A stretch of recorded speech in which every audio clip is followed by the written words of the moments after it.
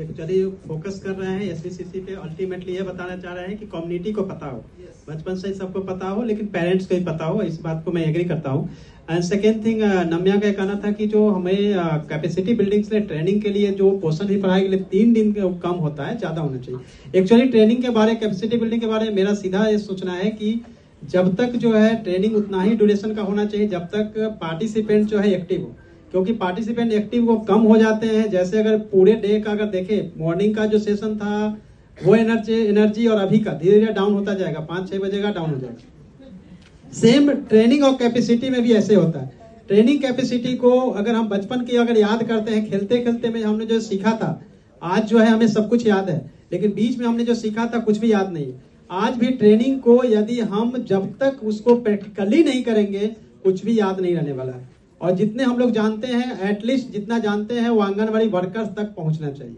ये बहुत इंपॉर्टेंट चीज होता है। सेकेंड थिंग यह है कि आप समझिए कि आंगनवाड़ी वर्कर्स जो है वही आपका ब्रांड एम्बेसडर है, जो कि सब कुछ कर रहा है। बहुत सारे उसके ओवर बर्डन है, बहुत सारे बर्डन है। गुजरात ने इनिशिएटिव लिया है कि हमने अभी यूनिसेफ की मदद से उनके जो लर्निंग प्लेटफॉर्म है उसको मैंने ईजी किया है।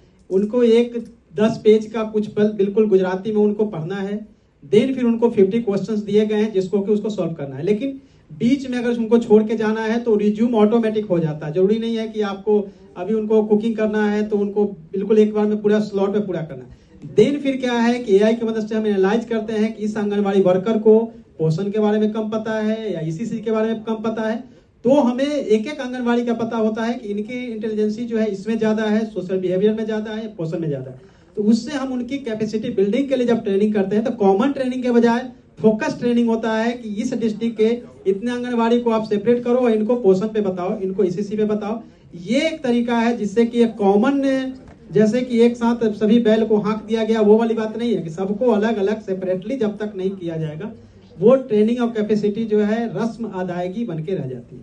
और 3 दिन की भी जरूरत नहीं है। अगर दृष्टिकोण की बात करें, 5 मिनट में किसी का दृष्टिकोण क्लियर हो सकता है, किसी को 5 ईयर्स तक भी कितना भी समझा लो कुछ नहीं होने वाला है।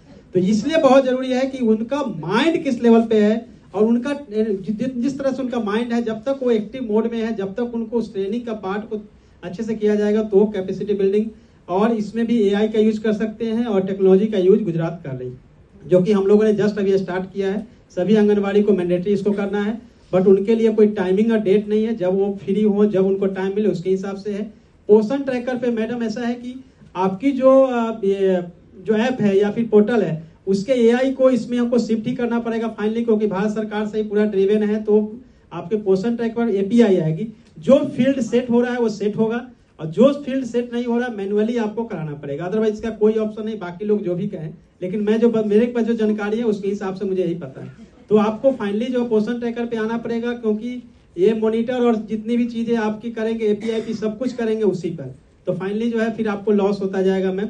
एंड बाकी भी हम लोग भी बहुत सारे ऐप डेवलप किए हैं जो कि हम चाहते हैं कि भारत सरकार को कम्युनिकेट करे और वो उसको इम्प्लीमेंट करता जाए। Thank you so much sir. Thank you Ranjit, and very interesting.